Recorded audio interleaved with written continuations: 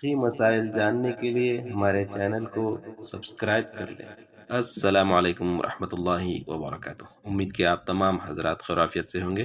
آج کچھ مسائل موبائل کے تعلق سے بتانا چاہوں گا، جس میں سب سے پہلا مسئلہ یہ ہے کہ موبائل پر ہیلو کے بجائے السلام علیکم سے بات چیت کا آغاز کریں۔ یہ ایک تو سنت ہے اور اس میں ثواب بھی زیادہ ہے۔ دوسرے یہ کہ مسجد میں جب داخل ہوں تو اپنے موبائل کو سوئچ آف کر لیں یا سائلنٹ کر لیں، کیونکہ اگر رنگ ٹون بجے گی تو مسجد میں شور و غل ہوگا، جو کہ مکروہ ہے۔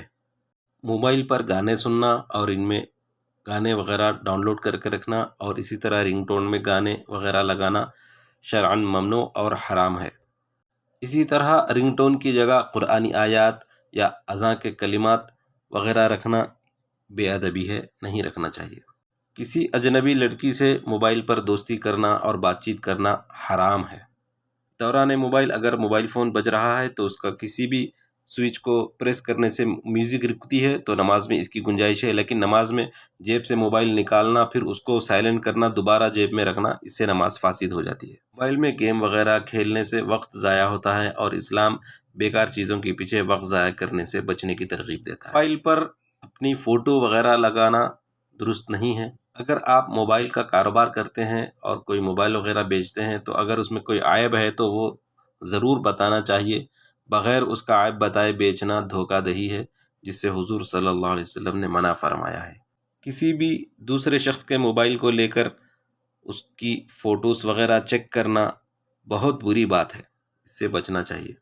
موبائل میں قرآن مجید کی تلاوت کر سکتے ہیں، لیکن جتنی دیر آپ تلاوت کریں گے اتنی دیر آپ کو باوضو رہنا ضروری ہے، کیونکہ موبائل کے اسکرین پر جب آیات آئیں گی تو اسے بغیر وضو کے نہیں چھو سکتے۔ اگر کسی شخص کا موبائل ناپاک پانی میں گر جائے تو وہ اس کے اوپری حصے کو اور اندرونی حصے کو پونچھ لے تو وہ شرعاً پاک ہو جائے گا۔ اس کے بعد اسے جیب میں رکھنے سے نماز پر کوئی اثر نہیں پڑتا۔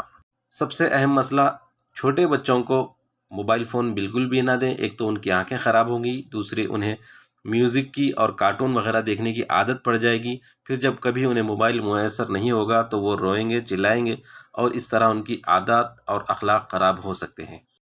فون پر بات چیت ختم ہو جائے تو بعض لوگ خدا حافظ اور اللہ حافظ کہتے ہیں۔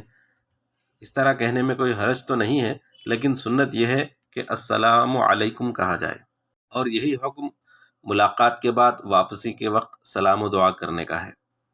یہ تمام مسائل المسائل المہمہ جلد 1 اور اسی طرح کتاب النوازل سے بتائے گئے ہیں۔